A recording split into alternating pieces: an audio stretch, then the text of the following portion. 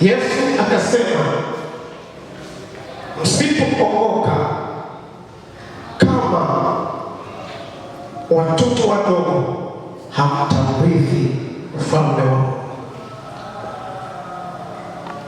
Bwana Yesu asifiwe. Amen. Bwana Yesu asifiwe. Amen. Sasa niliangalia kama kuna mambo matatu katika mfano hapo Yesu alitoa. Jambo la kwanza kabisa, kuna kitu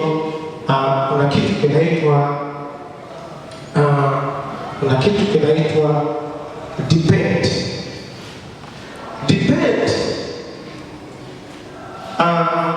Ni ile hali ya kutegemea. Huyu mtoto hawezi peke yake.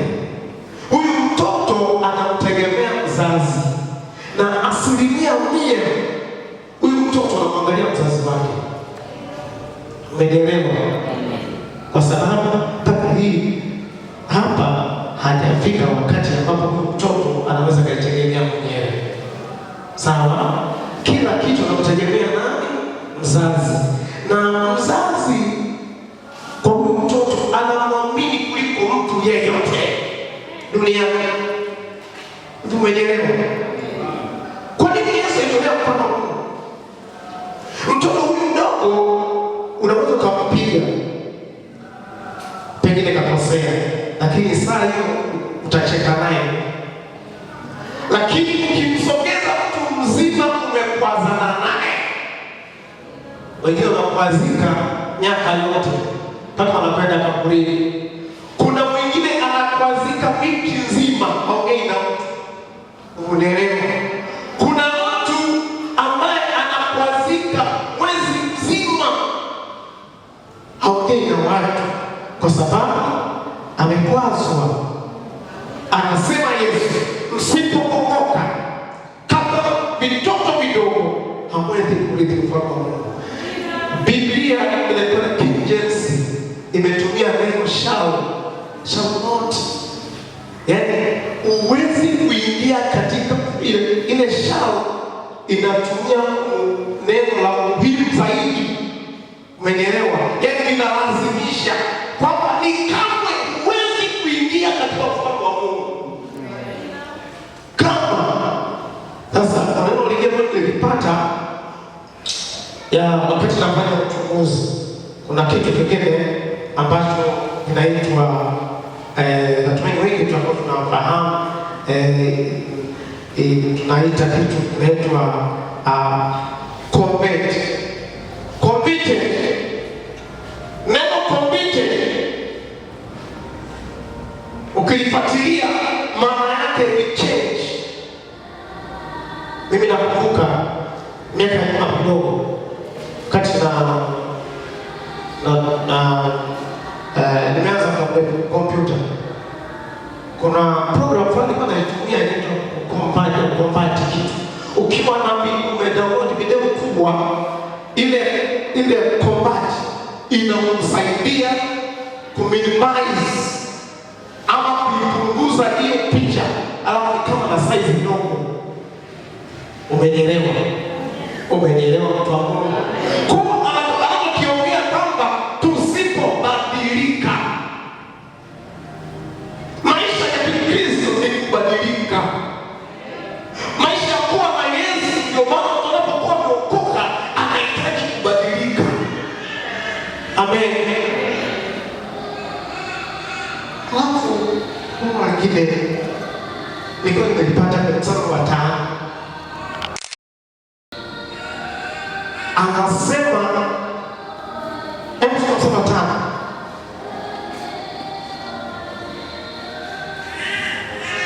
Mstari wa 5.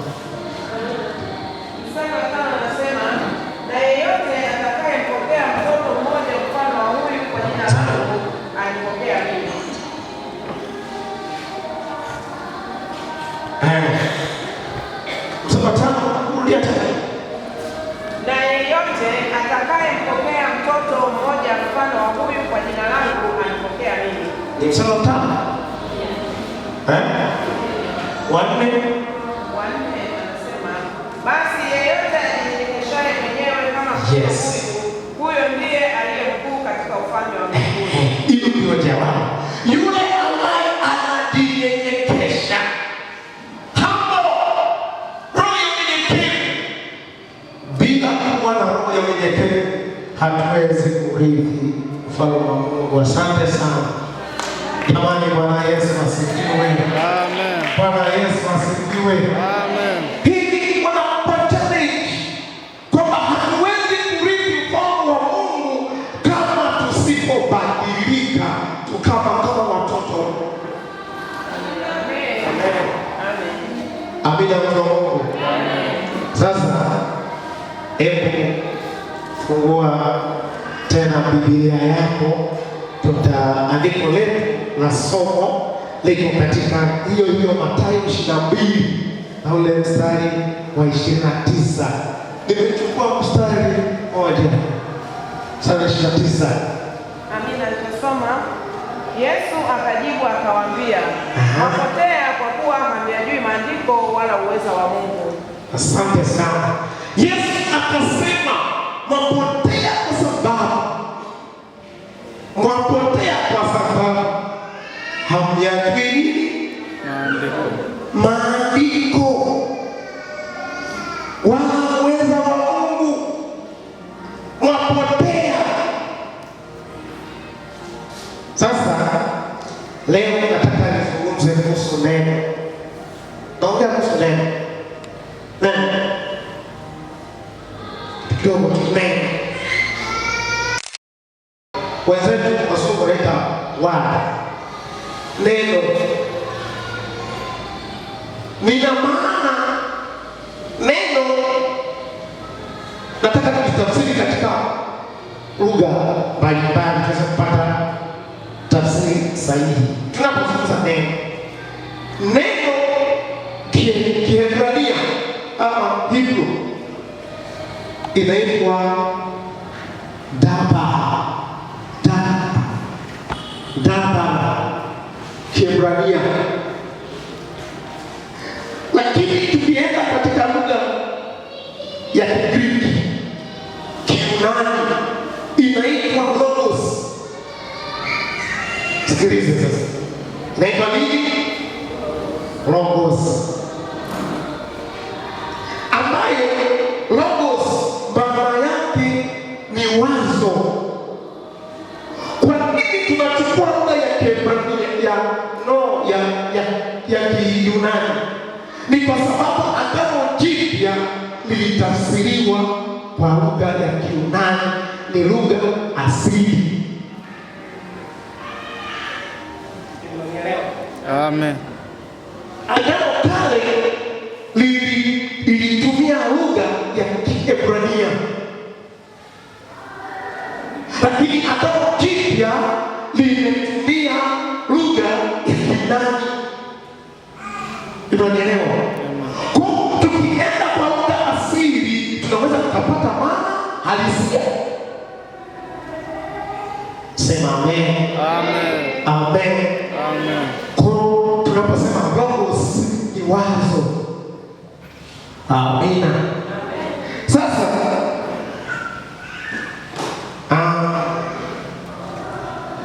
na hii si peke yake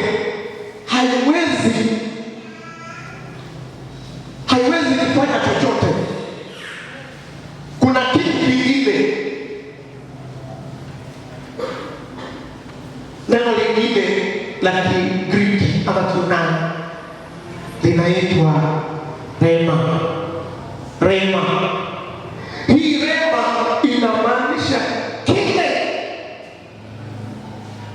inaashiria kile kinachosemwa katika usemi au maandishi.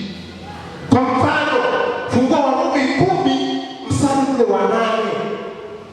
Kile kinachosemwa. Logos inabaki kwa wazo, lakini logos ukiipeleka kwenye rema ina change, inabadilika, inachukua nafasi rema. Hebu naomba tusomee Warumi 10 mstari wa 8.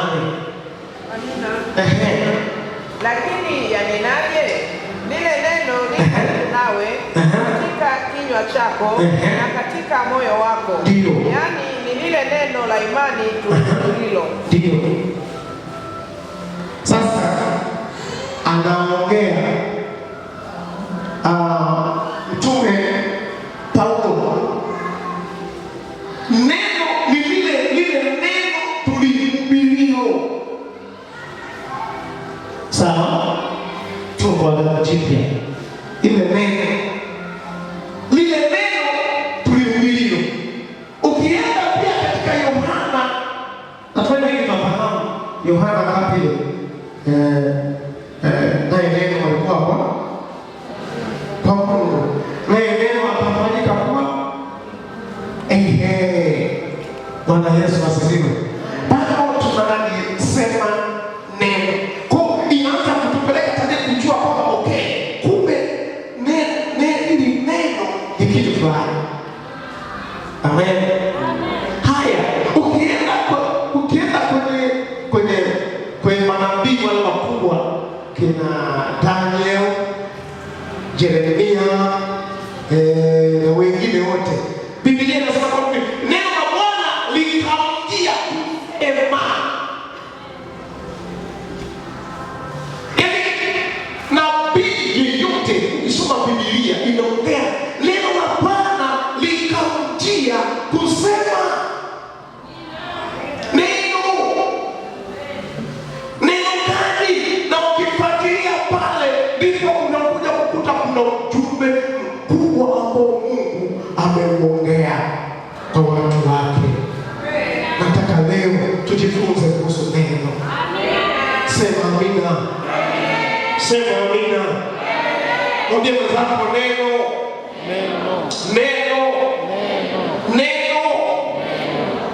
Kwa hiyo logos kama wazo inahesabika kama hotuba yenye hoja. Hotuba ya nini? Yenye hoja tu. Sawa? Umeelewa nini? Alafu rema pamoja na kitu kinaitwa epos. Rema na epos. Hili ndilo ambalo vinatafsiri usemi uliotamkwa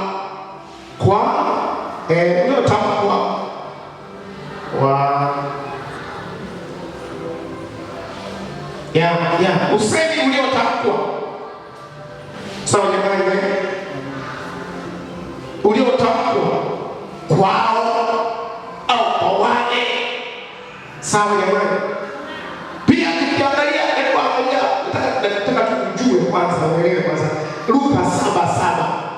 Luka sura ya 7 na mstari wa 7. Mwingine afungue wa Efeso 6:17. Tunatafuta huyu neno. Bwana Yesu asifiwe. Fungua haraka. Asante. Kwa hiyo nalijiona sistahili mwenyewe kuja kwako, lakini sema neno tu na mtumwa wangu atapona. Asante. Huyu ni askari. Tunamfahamu askari. Alikuwa anaogopa nyumbani. Lakini akamwendea Yesu akamwambia hivi, sema neno tu na mtumishi wangu atapona nini? Atapona. Neno ni la ajabu. Mwambie jirani yako, neno ni la ajabu. Neno ni la ajabu. Haya, hebu twende hiyo Efeso 6:17. Efeso 6:17 anasema, tena ipokeeni chepeo ya wokovu na upanga wa Roho ambao ni neno la Mungu. Asante. Anasema pokeeni chepeo. Upanga. Pokeeni chepeo ya wokovu. Tunafahamu Paulo alitafsiri nini kisoma kitabu cha Efeso. Lakini nataka kuzungumza hapa kwamba neno anatafsiriwa kama upanga wa Roho. Ndio maana neno linapohubiriwa linakata kama upanga. Hivyo unanielewa? Linaitwa upanga wa Roho.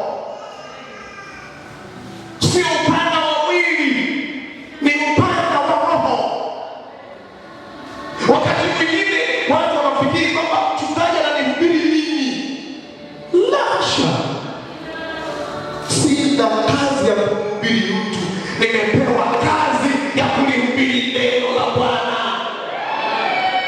Haleluya, haleluya. Naongea kuhusu neno. Neno lina nguvu, lina nguvu ya kuokoa, neno lina nguvu ya kuponya. Neno lilipotumwa kwa yule mgonjwa, yuko paralyzed, yule mgonjwa akasimama kwa sababu ya lile neno. Biblia inasema, ukienda kitabu cha Mwanzo inaongea kwamba hivi hapo mwanzo kuna mlipuko linapotokea neno alafu na nguvu ndani yake. Haleluya, haleluya, haleluya, haleluya. Naongea kuhusu neno. Bwana Yesu asifiwe. Tunamshukuru Mungu mwema. Twende sasa. Bwana Yesu alisema kwenye kauli yake ambayo ameiongea kwenye kitabu cha Mathayo ngapi? 22:29. Akasema mwapotea kwa sababu, sema mwapotea kwa sababu, mwapotea kwa sababu hamjui maandiko. Bwana tusaidie sana. Amen. Hii kauli ama statement hii iliwashangaza sana aliposema jambo hili kwamba wapotea kwa kuwa hamjui maandiko. Sasa hapa nataka nikuonyeshe tatizo lilikuwepo. Hii inaonyesha kutokuwa na neno la Mungu lazima kunasababisha kukosea au kunakuwa na mkanganyiko. Sawa? Unapokuwa wewe umefika mahali pa kutokulijua neno, kunalazimisha ama kunasababisha kukosea au kuleta mkanganyiko. Mtikise jirani yako, mwambie ni saa ya neno. Kama ni kulala, umelala sana. Kama tunamtafuta huyo ni shetani, sema amina. Sema amina kubwa. Paka jirani yako asiyetikisa namna hii, mwambie ati wa neno. Mwambie neno linatia uzima moyo yako. Amen. Bwana Yesu asifiwe sana. Amen. Tunaona kuna tatizo hapa. Kama ambavyo Yesu aliona tatizo katikati ya watu ambao wakiongea nao.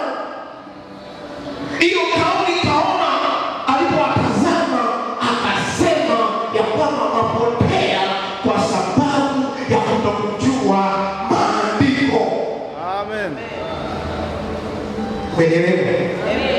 Hapa walikuwepo Mafarisayo, Masadukayo. Umeelewa? Umeelewa? Watu wa dini. Haleluya. Ndio maana Yesu alisema nao akiwa kwamba hawa watu hawayajui maandiko na wanapotea kwa sababu hawajui nini? Maandiko. Unajua uzuri wa Yesu, alikuwa yuko public, yuko wazi, hafichi mtu.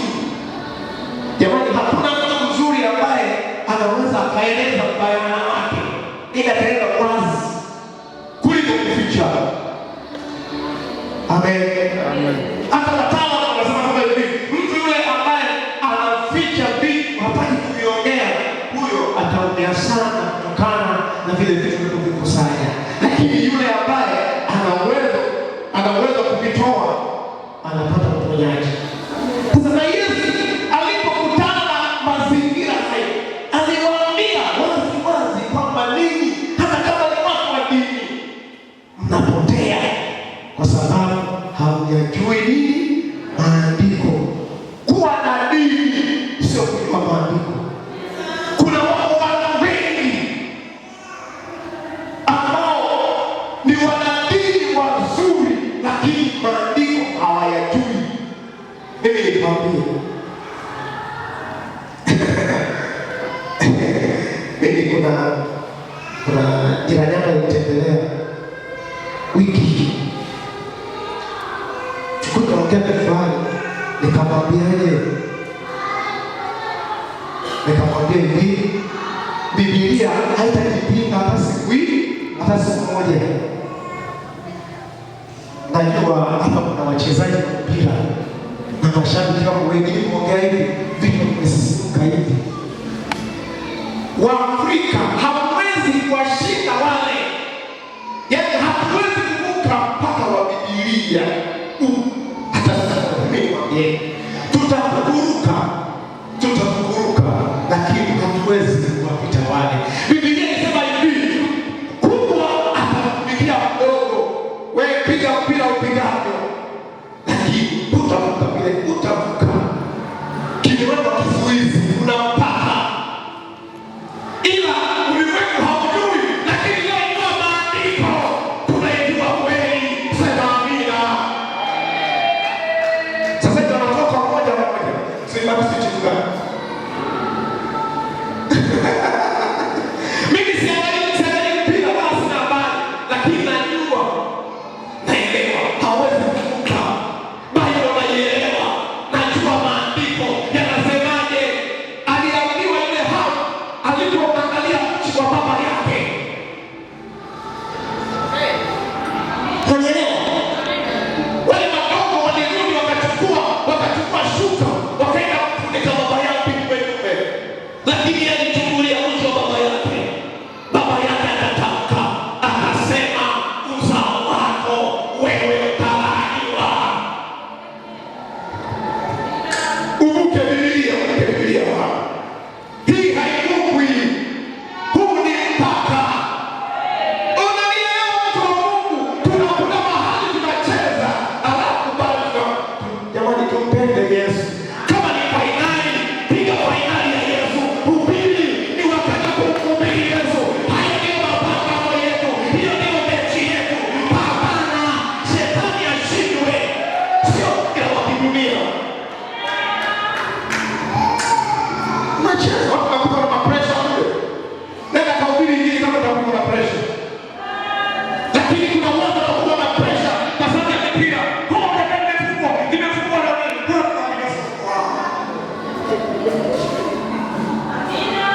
Shindwe. Wewe mpira ni mama. Mpira ni mama. Fikiria mambo ya kupenda mpira kupita kiasi. Ni roho. Unashinda kupenda Mungu Baba. Unapenda mpira.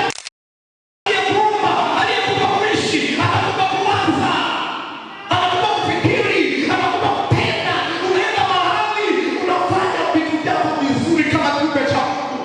Alafu watu wanasema, huyu jamaa aisee yuko vizuri, Mungu amempa kipekee. Alafu aliyekuumba hutaki kumpa Mungu. Aliyekuumba hutaki kumpa utukufu. Unarudisha utukufu kwa mpira.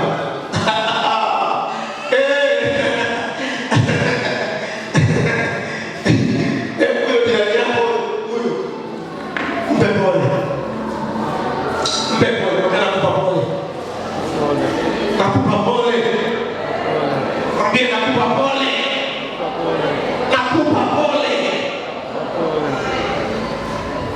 Jambo la pili, pale ambapo Kristo anapuuzia nyakati binafsi za kujifunza neno la Mungu, akiwa hana mwendelezo katika kuhudhuria ibada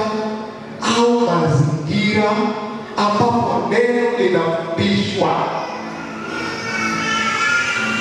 Narudia hii point niweze kuandika.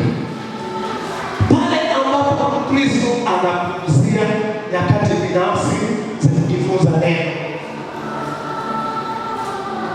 Sikiliza. Kuna wakati kama Kristo hapa unapojifunza, unarudi peke yako, unaenda unakaa, unatulia mahali, unajifunza peke yako. Hiyo unanielewa? Unapopumzia, hiyo hali inasababisha kutokuyajua maandiko na ukweli wa Mungu. Shike jirani yako, shike bega, shike bega. Mwambie tuko pamoja. Mwambie ni wewe unapumzia. Mwambie kwamba una wakati binafsi wa kujifunza neno. Bwana Yesu asifiwe. Haleluya. Kwa hiyo haya mazingira ambayo Kristo anapopumzia zile nyakati binafsi za kujifunza neno, anakuwa hana mwendelezo wa kuhubia. Unajua jamani, mwambie wapendwa, jamani, wakati wanafanya kazi au wanafanya kazi hata kama jamani, hata kama ajira kwa mtu anajua kufanya kazi. Kesho kwa asante sana. Ili niulize, kule kazi nilipata, unaenda kama siku moja unaacha, alafu unasubiri mwisho wa mwezi.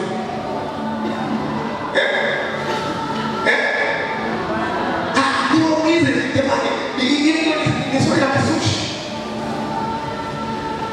Unaenda mara moja tu, au hata pengine labda mimi hapa ninafanya kazi kwa mtu. Sawa. Alafu ngine siku moja mwingine ameleta hiyo shida huko, chakao siku hiyo na ushari unakuona. Nikishamaliza nasubiri mwisho wa mwezi. Kwanza mtu atakuwa sio boss. Huyo sio boss. Tunafahamu kabisa kwamba mtu anafanya kazi kwa muda wa siku ngapi? 30. Huyu mtu anapata ujira wake. Imeelewa? Na wengine hapa huwa unakata mshahara yenu kwa sababu unaweza wengine hapa wanafanya kazi kwa siku. Kwa mfano hivi, unamwambia siku moja usiku unalala makao. Wenzako hawahesabu usiku. Jamani, naongea hapo. Naongea sasa. Unakata hii siku kuja. Maana kila siku masaa unakata. Sasa kama tunaweza tukafanya hiyo kafini, kwa Mungu kwani sijiadhibiwe kwa jambo swala la Mungu kila siku. Soma ili uwe uhai. Amina. Sasa jamani, hapo sisi tunashangaa kizazi cha leo.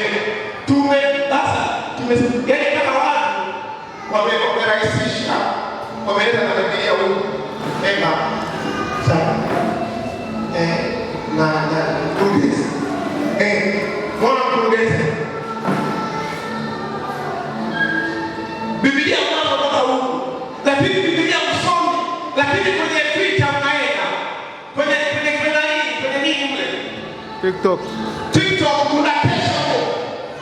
Kwenye vichekesho, wewe vichekesho. Wewe fikiria, wewe kazi vichekesho. Yesu amana kwa Mungu, kaza kwa vichekesho. Umetekwa na vichekesho.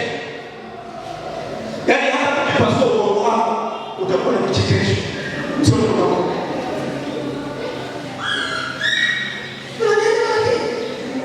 Lakini Yesu alisema kwamba neno langu likikaa kwa wingi ndani yenu, ninyi mtakuwa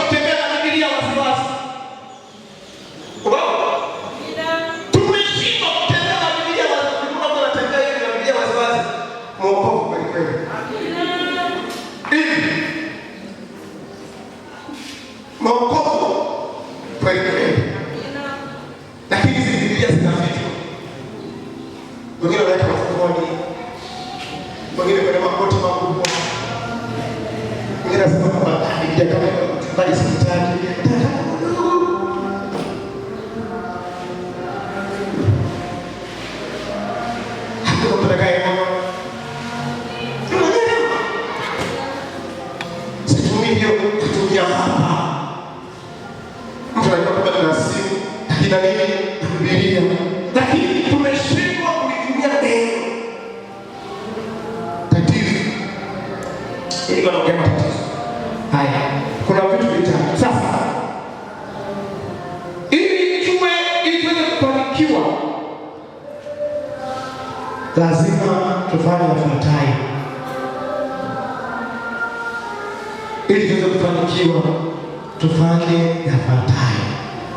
Moja, maarifa ya maandiko hufanya uendelee kufungamana na kweli na kufanywa usipotoshwe. Sema amen. Amen. Narudia, maarifa ya maandiko hukufanya uendelee kufungamana na kweli ya Mungu na kufanya usipotoshwe. Soma Yeshua sura ya kwanza mstari wa 8. Mwingine afungue Yohana 3 mstari wa 34.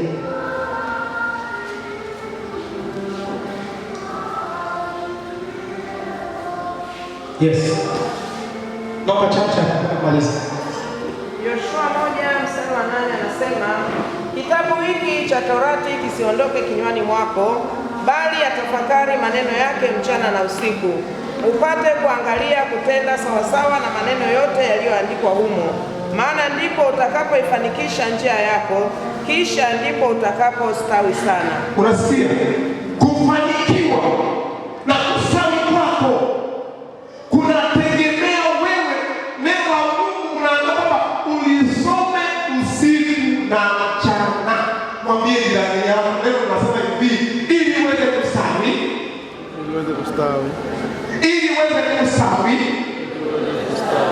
uwe na afya nzuri ya kiroho, ni lazima usome neno la Mungu na kutafakari. Unajua kuna tofauti kusoma kuna watu wanasoma Biblia kama mzalendo. Hivi kabisa mzalendo limeisha. Wanasoma Biblia kama Daily News. Nini hiyo inaitwa? Uhuru. Hiyo inaitwa nini hiyo nini nyingine? Nipashe. Neno la Mungu alisoma kwa namna hii. Unajua kusoma hivi. Asema ikawa mtu yule akamsema mwenzake akitiwa kiapo apishwe na akija na kuwapa hapo mbele ya madhabahu ya nyumbani. Yaani hapo kapita alafu akasema nishaisha. Sio usomaji wa Mungu. Usoma ni hivi, soma na kutafakari. Kwamba unasoma basi Yoabu mwana wa Seruya akatambua ya kuwa moyo wa mfalme unauelekea Absalomu. Unaanza kutafakari moyo wa mfalme, huyo alikuwa ni mfalme nani? Umeelewa? Maana Absalomu alikuwa nani? Na huo moyo ukamwelekea. Wanasaidia sana.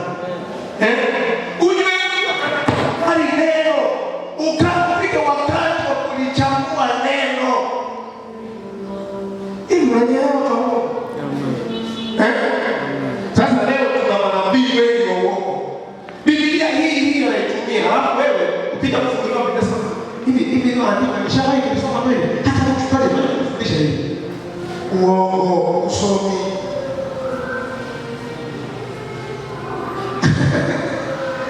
Usomi. Bwana Yesu asaidie sana. Jamani, Bwana Yesu asifiwe. Wakati waliwahi baada ya asubuhi, wakati waliwahi. Yes, tumejifunza nini? Tumejifunza nini? Tumejifunza nini?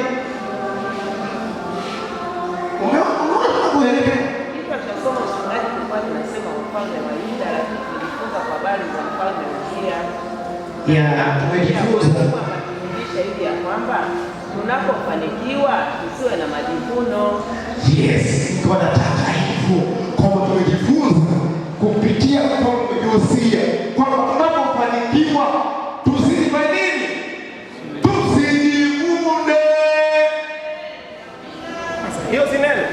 Amen. Si neno. Sasa wewe unajivuna kwa sababu huna sababu ya kujivuna. Huna sababu ya kujivuna. Jamani, hiyo somo mimi nimelibariki. Kwa sababu tunasema mpaji ni nani? Mungu. Ni Mungu. Unajua mwalimu kasema hivi, mafanikio sio mafanikio tu ya vitu. Mafanikio yote kwa ujumla. Amen. Hata unapofanikiwa kama na kiroho kizuri,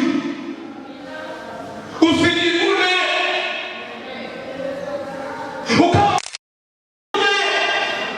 Ukawa mhubiri mkuu, usijivune. Mungu akusaidia ukawa na pesa, usijivune.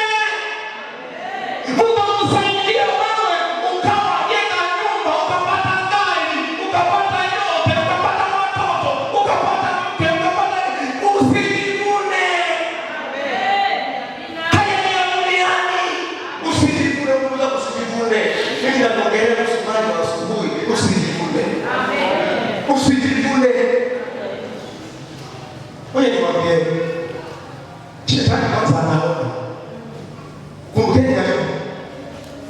Ndio nini? Akaambia kwa wewe, unasema mtumishi wako. Tajua wewe unadai kwa sababu umemzingira. Shetani anajua kwamba wewe unamzingira kwa sababu.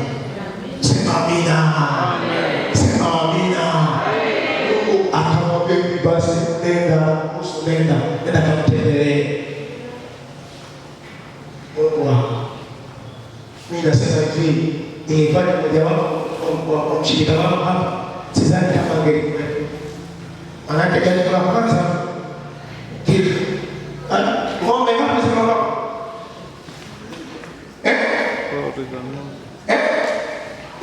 Kwisha.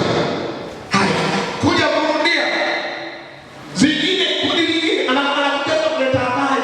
Baadaye watoto wote atabaki neno nani? Na mke wake.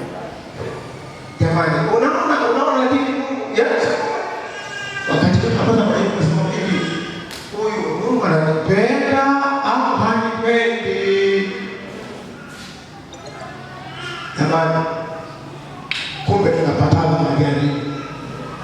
majaribu yasitupe kwenye imani, majaribu ya kuunganisha na imani. Ukiwa na moyo wa vitu utaharibikiwa, lakini ukiwa na moyo wa Mungu, ukijua kwamba ya Bwana wala usumbuki. Kwani alikuwa alisumbuka? Asema ulinipa mwenyewe, umetoa mwenyewe. Jina la Bwana bariki. Akasema na wokovu hivyo. Akasema Bwana umenipa hili jaribu, umeniingiza mwenyewe. Nani? Maana majaribu yanachoma kama moto, yanaumiza, lakini baba wao walifurahia. Hata niwaambie, yale majaribu yetu wapendwa, hadi jirani anakuja mtu wa pembeni yako, anakuja hata mtoto, sasa kaleta mke, hata kaleta mke. Haya, huyu mzee tafuta na mke, kaambia baba, huyu Yesu wako bado ndako ungamana naye. Huyu Yesu wako nenda kufanyia Yesu wako. Si ndio watu wengi wanaambiwa hivi, kwa hiyo nenda kuokoka, unaendelea kusali unaomba. Hebu angalia sasa. Maneno ni haya. Shetani usimsikilize akili. Shika neno la Bwana. Unapotea kwa sababu ya kutokujua nini? Maandiko. Haya. Sababu ya pili, yani ili tufanye nini ili tuweze kufanikiwa. Jambo lingine la pili, hii ndiyo sababu ya kujifunza na kutafakari. Neno yapaswa iwe ni uzoefu wako. Neno la Mungu linapaswa liwe ni uzoefu wako. Jizoeze, iwe ni uzoefu. Jizoeze. Neno la Mungu jizoeze, iwe ni uzoefu wako. Endelee na wa kila siku maishani mwako. Neno la Mungu linafananishwa na mana ambayo Mungu aliwalisha Waisraeli jangwani. Tunakumbuka neno la Mungu ni mana, ni chakula. Yohana 6:35 Yesu anamwambia wanafunzi wake, mimi ni mkate ushukao kutoka mbinguni. Anaongelea yeye kwamba yeye amekuja yeye neno. Hebu nipige nyama. Ndio mchungaji anaongea kuhusu sosi kiroho. Mchungaji anaongea. Ndio ngine nikisema sosi anakumbuka kitu ya jana. Mimi nakwambia chakula, binadamu wanapenda chakula. Ukimnyima binadamu chakula, ndio umeharibu majambo. Unapenda kula chakula cha mwili, basi upende chakula cha kiroho. Hiyo ndiyo maana yetu. Amen. Haya ya mwisho, lakini unapoendelea kulishwa neno la Mungu na kuimarishwa kupitia ushirika wako na wenye imani kama yako, unakuwa na usikivu wa kiroho. Jamani, hizo ni faida. Andika hiyo, litakusaidia. Ndio kuna wengine waandiki nasema, yaani ujaje na Biblia ama kuandiki kuna sehemu. Kwa hiyo nisikilizeni mimi mchungaji wenu. Juzi kati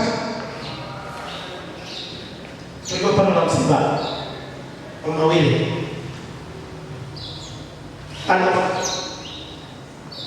walipoweka akawa mchungaji kuzika.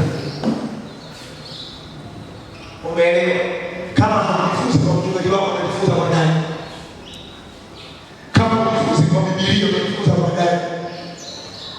Juzi nilipoona atazika, juzi katuwai nipigwa na simu kuna msiba fulani hivi, nikamwambia nenda. Kaenda kama kwanza. Hebu na nini nenda akili? Hebu na kuelewa. Kama unajifunza, utajifunza wapi? Tunapokuelekeza, elekezeka. Tunapokuwa hivi, anajifunza neno, huyu anafanya msikivu. Kumbe na nimeshajua kwa mtu ambaye hajifunzi neno anakuwa sio msikivu. Mwambie jirani yako, wewe ukijifunza neno unakuwa sio msikivu. Neno linakufanya uwe msikivu. Amen. Jamani, Bwana Yesu asifiwe. Haya, namalizia kwenye kitabu cha mwisho. Anasema unakuwa na usikivu wa kiroho uliojengwa imara. Tunamshukuru Mungu. Kanisa letu lina misingi mizuri ya kuweza kuwajenga watu wakae imara. Uone kweli. Sawa. Hata kama nguvu mengine yapo. Umenielewa? Hata wewe mwenyewe kwa hapa kuna mapungufu unayo. Umenielewa? Hata sekta zingine zina mapungufu yao. Chochote ambacho kinaelezwa na binadamu kina mapungufu.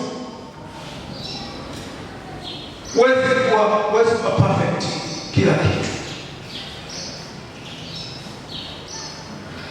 Say amen. Amen.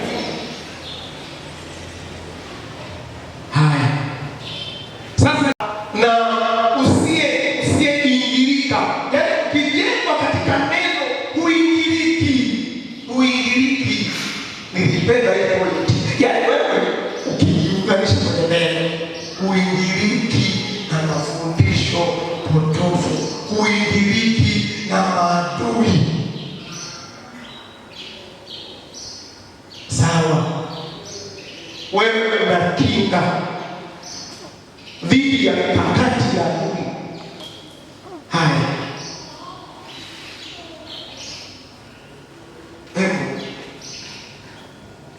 neno hili nimeongea kuhusu neno.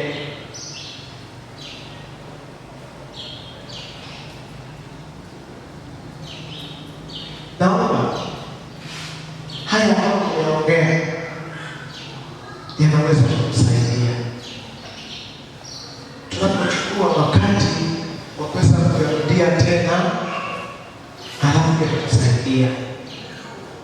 Amina. Shida ya leo, kwa mfano kama tumeshaandika leo, tumefunga leo hasa tumefunga mpaka wiki ijayo, hakuna anayefungua kwamba nilijifunza nini wiki hii. Hiyo ndio shida yetu. Ila mtu akiangalia hivi, unaenda kuhubiri, atatweta kama unaita mtalo. Wakati unafahamu unaita mtalo, anapatia kila mahali. Utakuta kana sufuria jikoni, ameenda mara kasha kuweka mlo au kasha kwanza. Umeelewa? Kukoleza nini? Anataka kutaja. Hapo mwana haya nenda kahubiri. Mimi nakwambia muziki yote utaicheza, nyimbo zote utaimba, alama sasa kipepo Biblia Biblia mistari yote umeshaisahau. Chungaji, tufanye Biblia maana huyu network haisomi. Unanielewa? Neno kweli, unaona kafika hapa umejipanga wakutana yamejuka ukashaanza kuanza Mungu wako. Ukaanza kusema Bwana sifiwe. Bwana sifiwe. Bwana sifiwe. Bwana sifiwe. Bwana sifiwe. Huko majata yanatoka tamtilio. Bwana sifiwe. Na watu tena tujifunze neno. Sema amina. Amen. Sema Mungu.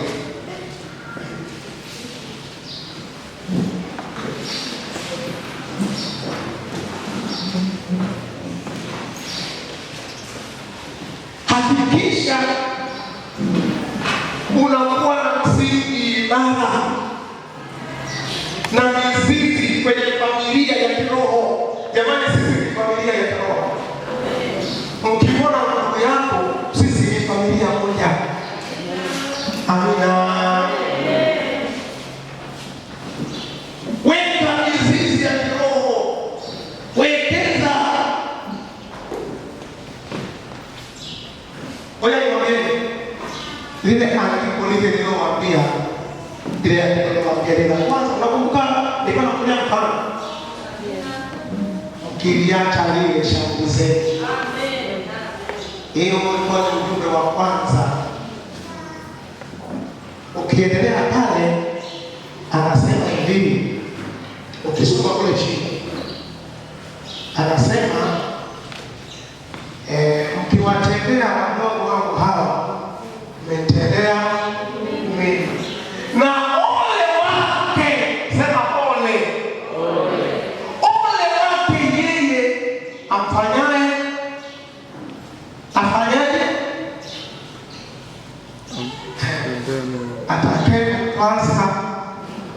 Atakapokwaza wadogo hawa. Anasema ole. Mwangalie jirani yako, mwambie ole atakapokwaza mshika mwenzako. Ole atakapokwaza mshika mwenzako. Biblia inasema kwamba wewe unatakiwa ufungiwe jiwe shingoni. Soma Biblia inasema ufungiwe jiwe shingoni ukatupwe. Wapi?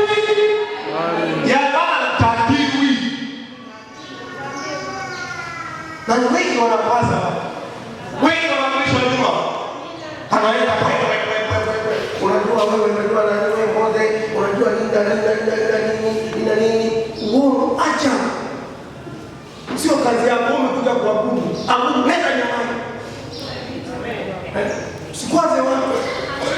Hapa tunakutana kuabudu Mungu. Hatujakutana kwa ajili ya mambo yetu. Kama ni mambo mkaongee huko. Amen. Unanielewa? Amen. Unanielewa kwa Mungu? Amen. Usithubutu. Biblia inasema kwamba wewe hutakiwi kumharibu huyu mtoto. Wewe unamwambia huyu ni mtoto huyu. Huyu ni mtoto. Hata kama unaona ni mtu mzima, huyu ni mtoto. Mwambie unataka ufungiwe jiwe wewe. Unatakiwa ufungiwe jiwe. Wacha pepe. Toa la jiwe. Kutakuwa unafanya. Yesu aliwaona kabisa hawafai. Sio kazi yako. Wewe umepewa kazi ya kwenda kuharibu wengine. Jamani, msihubuni watu wengine. Kila mtu amekuja kwa mrama wake mwenyewe. Huwezi kujua mtu aliyookoka. Ameokokaje? Unamsema mtoto wa watu unamjua? Unajua Yesu alikuwa mwokoka? Unajua Yesu alikuwa mchukulia? Alafu unamharibu kwa urahisi. Alafu wewe wapende kweli. Tunapokuja kanisani, wewe sio bosi. Wewe sio bosi. Wewe sio bosi. Unajua kuna wengine wanakuwa mabosi. Kwa kanisani, jamani sisi ndio sisi hapa. Kwa wengine wote mifano. Come on.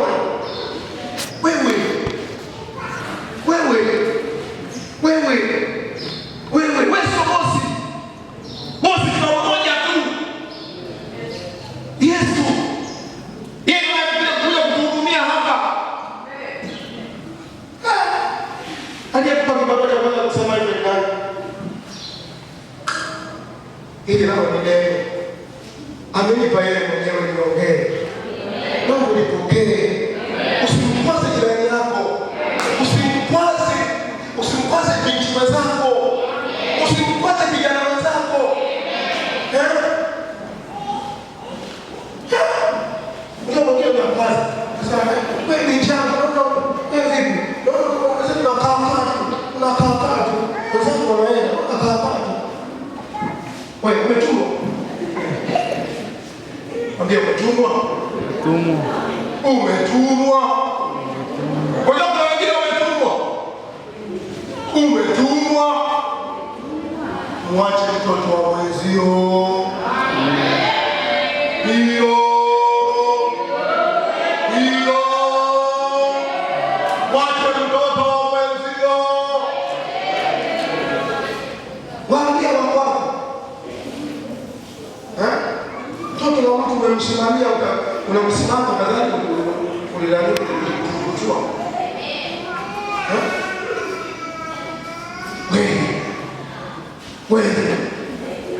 Wewe.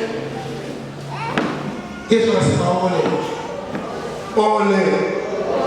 Naomba kwa macho yako. Nimeongea kuhusu neno. Neno ni maana yetu. Usipotee. Yesu anawaambia mnapotea kwa sababu ya maandiko. Rama shaka tano. Bima shaki tano shaka tano. Mnapotea kwa sababu hamjui maandiko. Mungu anaongea nini? Mungu anasema nini? Anasema mpende jirani yako kama nafsi yako.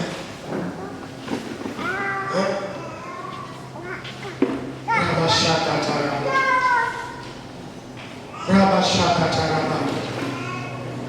Rika maina saka tabo shaka.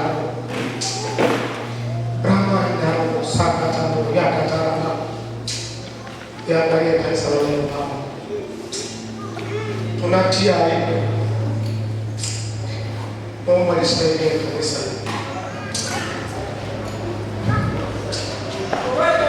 Ramashi.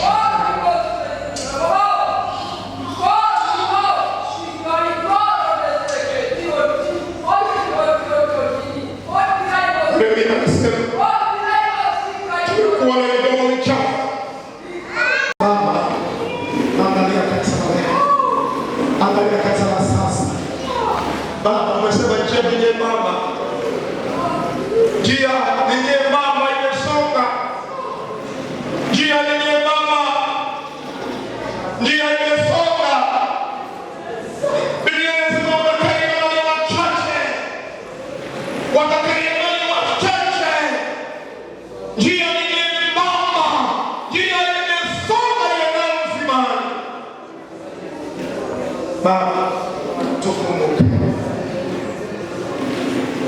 Mungu wakati ule. Hebu nitende na Bwana. Naomba tena nafsi yako hapa nikwambie niko hapa. Naomba nisaidie. Tumekuja hapa ili kutengeneza. Ni nini kutengeneza? Ndio kujenga. Mwambie Bwana nisaidie. Niumbie moyo safi. Kama ninavyosema, niumbie moyo safi. Baba,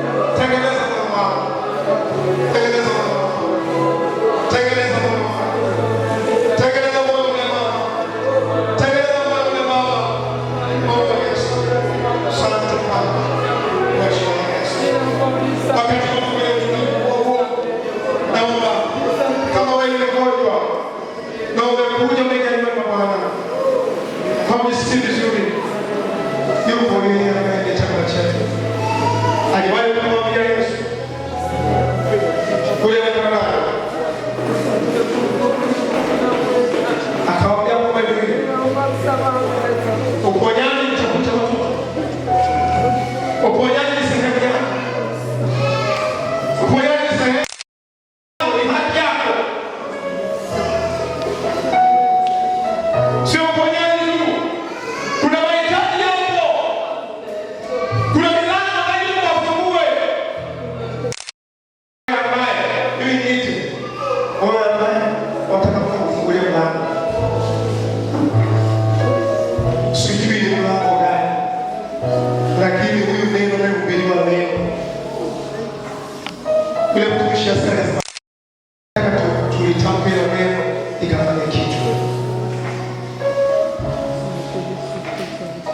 Asante binti yangu, Mungu akubariki. Kuna watu hapa wana shida. Wewe hapo ulipo hapo una madeni. Wewe hapo ulipo unadaiwa kodi. Usipomwambia yeye ni mfungua milango, utamwambia nani? Wewe hapo unahitaji Mungu aonekane kwenye biashara yako. Wewe unahitaji Mungu akufungulie mlango wa ada, utamwambia nani? Yaani mwambie kitu.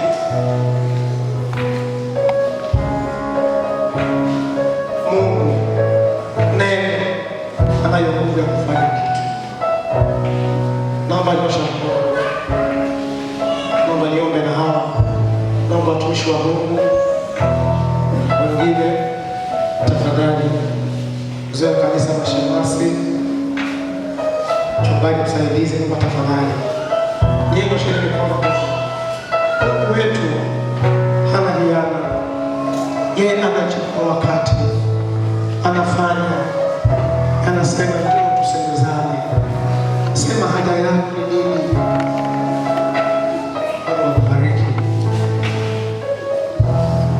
Naomba kama kunawezekana, ongea na Mungu ni nini? Ongea na Mungu ni nini? Ongea na Mungu ni nini?